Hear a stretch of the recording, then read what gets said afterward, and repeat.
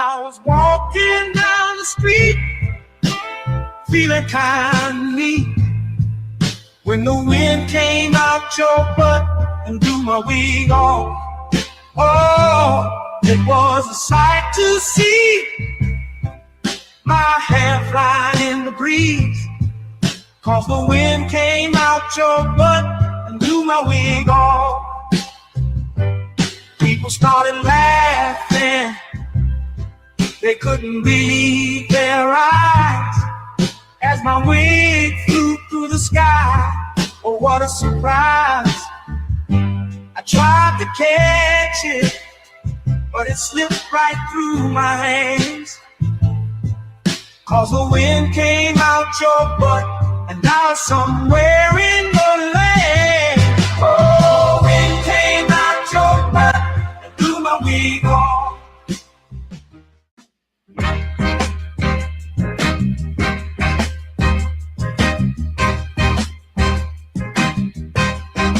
Baby, you drive like shit. Did you see that car that you almost hit? I'd rather take the bus instead. Riding with you, I'm gonna end up dead. Don't ask me if I need a lift. Baby, you drive like shit. She just ran through, always stop. I ain't trying to get stopped by the cops. Baby, why the hell did I let you drive? It's a miracle that you're still alive. Don't ask me if I need a lift. Baby, you drive like shit. Whoa, whoa, whoa, whoa, whoa. Look out, my girl is driving. Watch out, my girl drives like shit. Whoa, whoa, whoa, whoa. My girl is driving. Watch out, my girl drives like shit.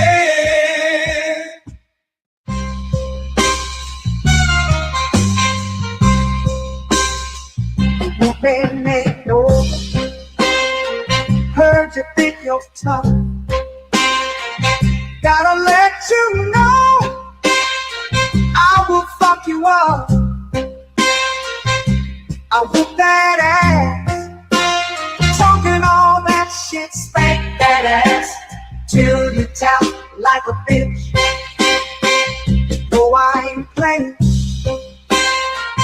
I'm here to kick ass. Whoop that ass, it's time to punch face. I'm the one who brings you pain in the ring.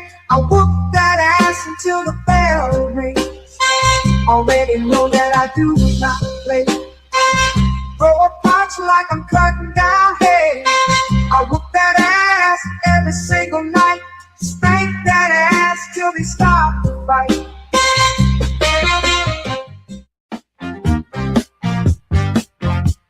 I'll tell you the story of a man, a radioactive tip in his hand grew 10 times his normal size to help him get his money on time.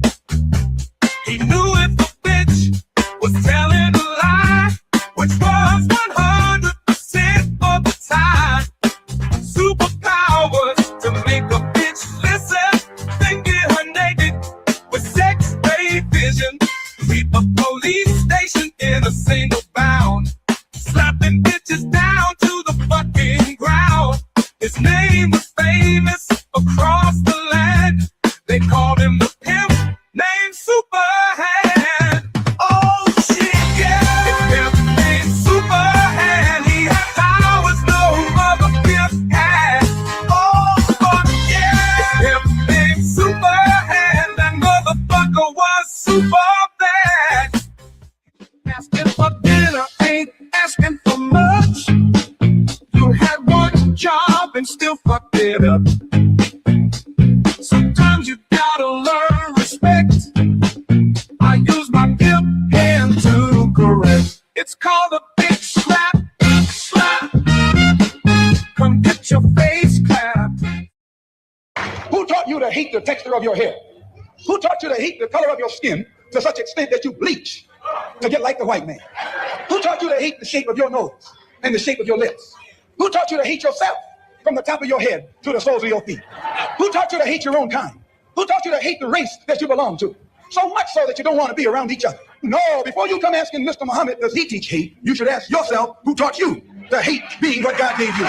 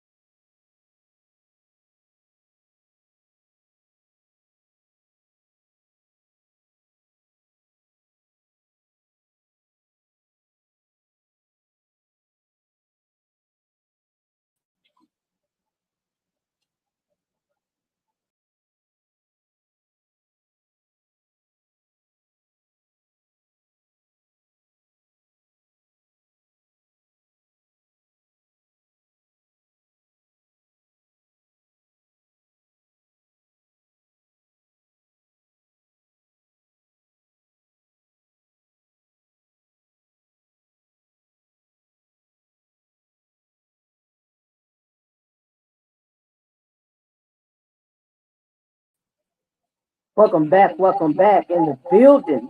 One more evening. I am your host, Scoop for Justice, here where we live, love, and laugh and conquer police brutality. And on tonight, we're in Tennessee. We have an unhinged off-duty cop who targets his neighbor. So sit back, relax, jump on in, get comfortable, come on in the room. You are more than welcome. Get your popcorn, get your wine, and let's jump on the content.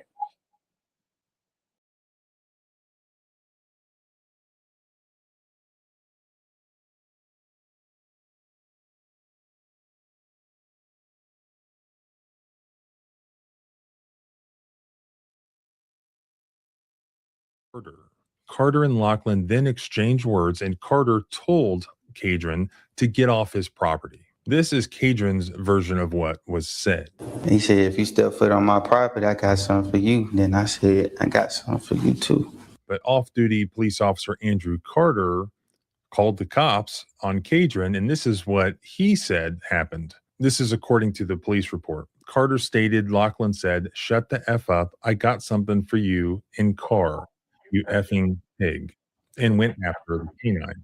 And Carter stated that minutes later, Lachlan was walking back to the other house and his vehicle, making indistinguishable hostile statements and hostile body language.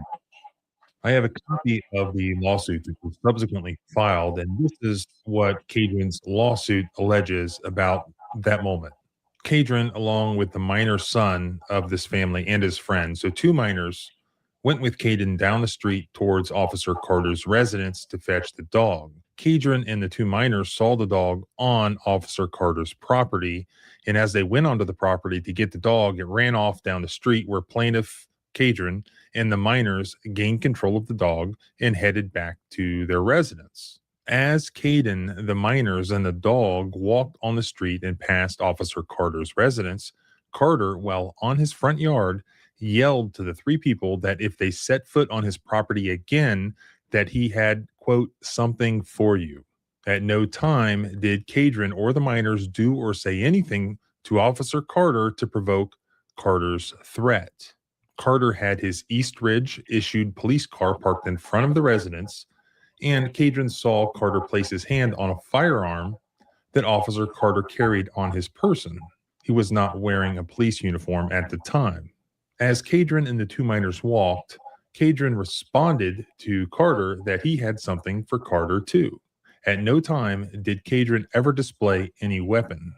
So Cadron, the two minors, and the dog made it back to the Lewis family residence when just a few minutes later, one of Officer Carter's colleagues, who was on duty, Officer Roy Stasher, arrived with two other East Ridge police officers arriving behind him. Officer Roy Stasher approached Cadron and the homeowner as they were on the front porch. Roy Stasher was immediately and without any justification verbally abusive towards the plaintiff. This is the very beginning of the footage. Don't make me come in that house. I will come in that house. I will come in that house. Get out here now. Do it now. Do it now. You think I'm going to argue with you? I'm going to tase your. Before even learning any facts, Officer Roy Stasher immediately gets aggressive and escalates the situation, while Cadron, as you can see, is compliant and calm. I didn't do nothing. All I came here to do was to talk to you. Now, They should have been one. don't tell me how to run my ship. All right, y'all. So what we got going on tonight? This young man, dog got loose. Okay? So he's basically chasing behind his dog, and his dog runs across the street to his neighbor's house. And when he runs up in or on the property to get his dog, this person rather calls the police, but come to find out he's an off-duty police officer. And so when the off-duty officer comes outside and him and his neighbor, this guy here, exchanges words, he claims that this man threatened him. And there was some type of crime being committed of violence and, escalation of, violating somebody's rights or disrespecting somebody, basically of harassment, legally speaking. So he's basically called the police, called backup out there. When his colleagues come out there, mind you, he's off duty, he's not at work. They're out to attack him. Now, we just heard this officer say, "You don't tell me how to run my ship." He just ran up on them, haven't asked to talk to them, and what happened in their side of the storyline. He's just automatically full blast in attack mode.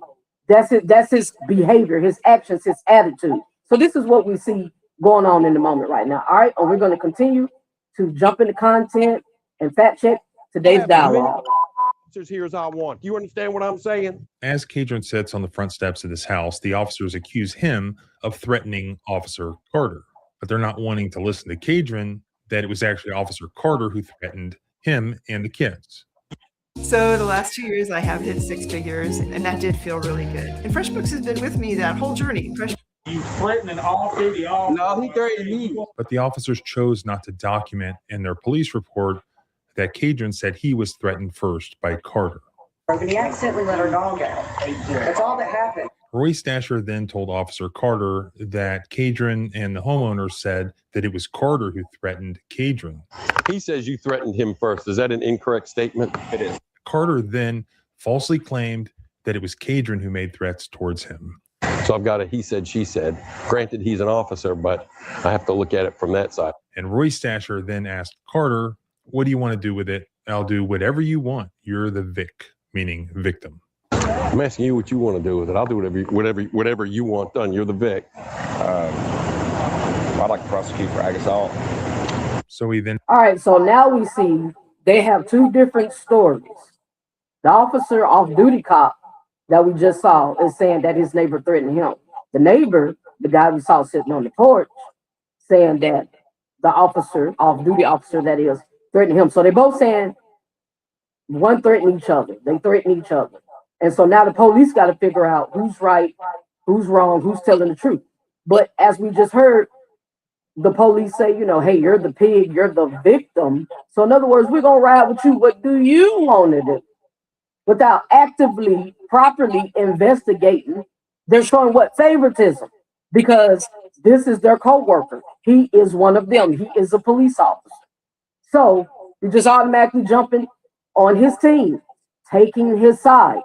And now they have allowed him and gave him permission to press charges against this guy. When in reality is what? We see, he say, she say, is his word against mine. All right? So we're going to keep jumping on in. Charged and arrested Cadron rather than his colleague.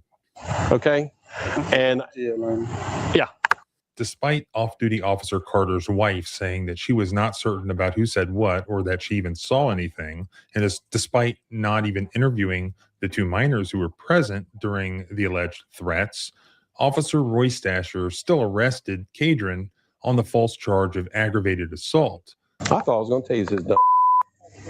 I was about to. If he'd have taken one more step in the house, I would have. But get this, Roy Stasher also charged Cadron with 2 counts of reckless endangerment for having a firearm while he was transporting Orange Grove residents. A firearm. Okay, so how in the world do we get to aggravated assault? Nobody physically attacked nobody. And then here's the key valid point, people. The off-duty officer who called the police out there, his co-workers out there, because he works for that same department there in that same county. She's a living witness. She's a witness to say, I didn't hear him threaten or make a threat. The neighbor, the one that they arrested, I didn't hear him any threats being made by him. I didn't see any physical contact. There was no probable cause to bring or her just that getting her testimony of saying, hey, what did you see? What did you hear? I didn't see any crime committed. He didn't put his hands on anybody. He didn't physically attack anybody. He didn't threaten anybody. There was no harassment or no crime committed at all. So why are we arresting this guy? Then you want to talk about him having a firearm? How do we know these things? Did you find the firearm on him or did you illegally search his property? All right, so this is looking way out of whack and more like what? Favoritism, because the man that he had an altercation with is a police officer. So he just called his goons out there to come do what he wants them to do instead of abiding by what? The laws. Here's the problem. And this is all over. His dog got loose and ran in your yard. You're my neighbor. My dog got loose, ran in your yard, and I go over there to get my dog off your property. And now it comes to this. All right.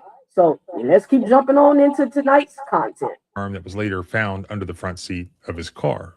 As his lawyers alleged in the subsequent civil lawsuit, Cadron had a constitutional right to bear and possess a firearm. He was not prohibited by any state or federal law from possessing a firearm. Nevertheless, these false charges indeed got Cadron fired from his job with Orange Grove. Oh, wow. So we just heard that. More corruption, more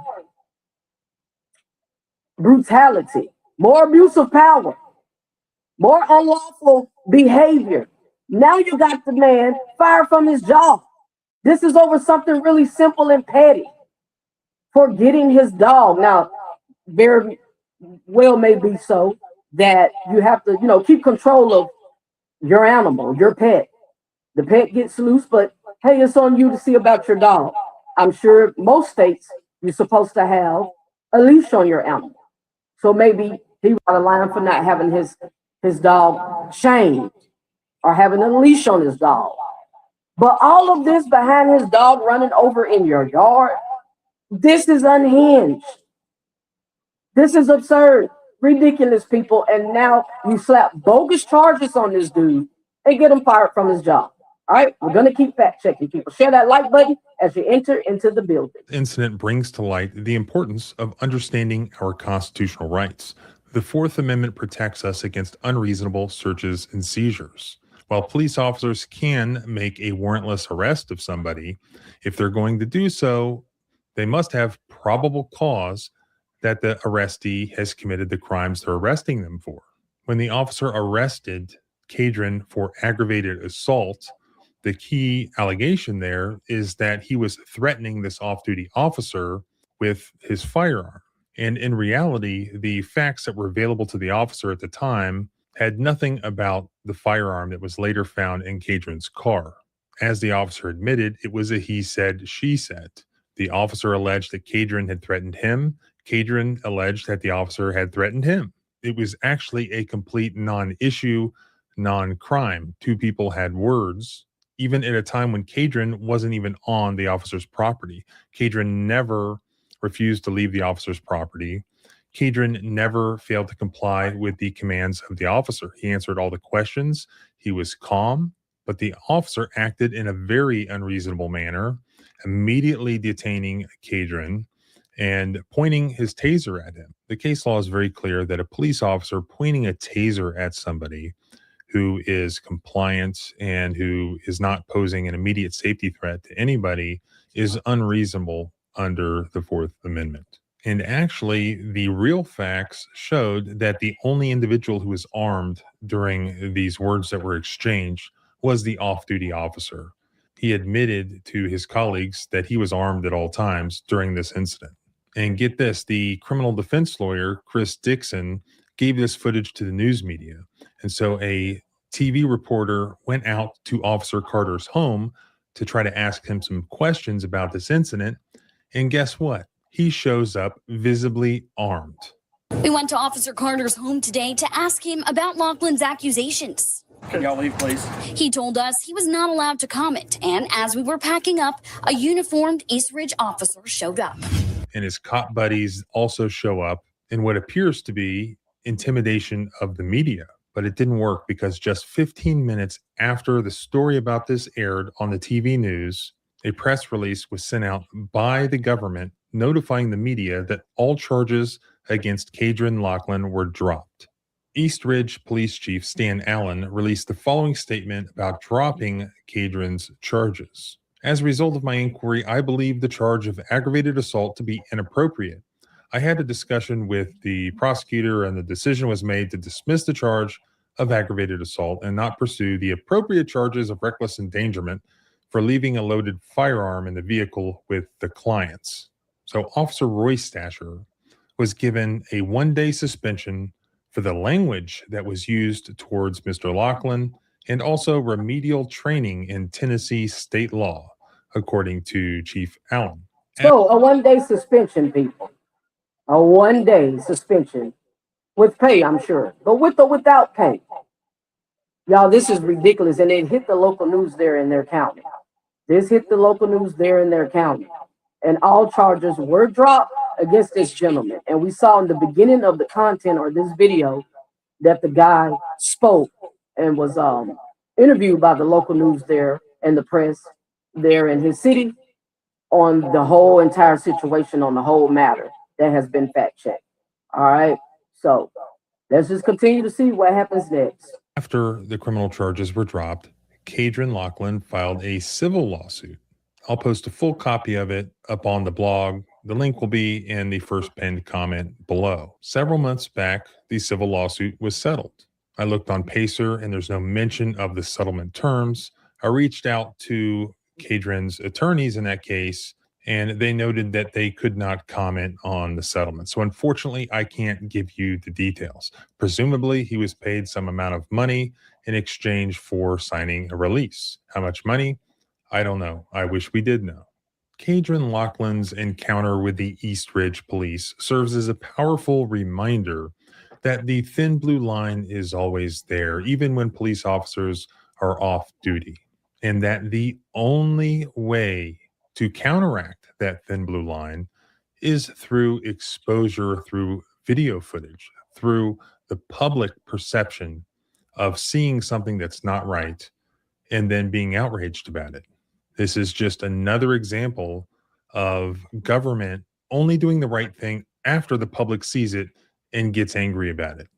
And I have to say that the most shocking part of this video footage for me is the disparity between the officer just flying off the handle and really wanting to harm Kedron, and Kedron just being completely calm and keeping his head together and keeping things together.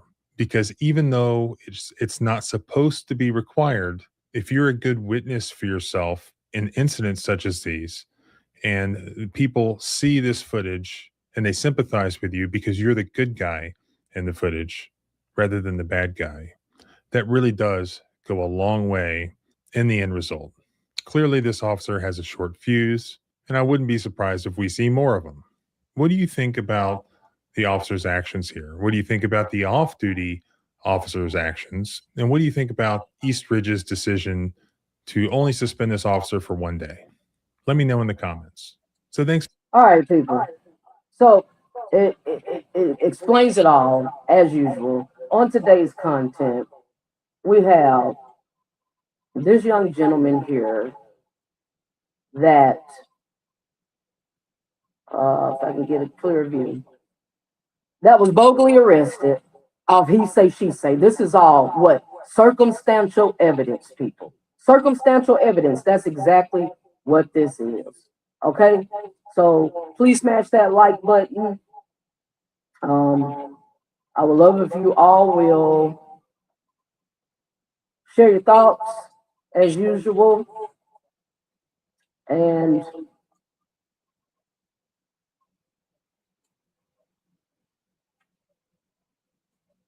thanks for joining me here at School for Justice. Smash the like button. I greatly appreciate your support. And there was a settlement made in the end. This man went through a lot, charged, uh, arrested bogusly, illegally, unlawfully, and terminated from his job, all behind he say, she say from an officer. Okay, so we're here to shine the light, and there was definitely a settlement made. So thanks for joining in with me. Glad to have you all of my subscribers, and definitely share your thoughts in the chat. Until next time, folks, I'm your host, School for Justice, here where we live, love, and laugh, and conquer police brutality. Rise above the occasion, and I will continue to speak truth to the power. Until next time, fam. Peace.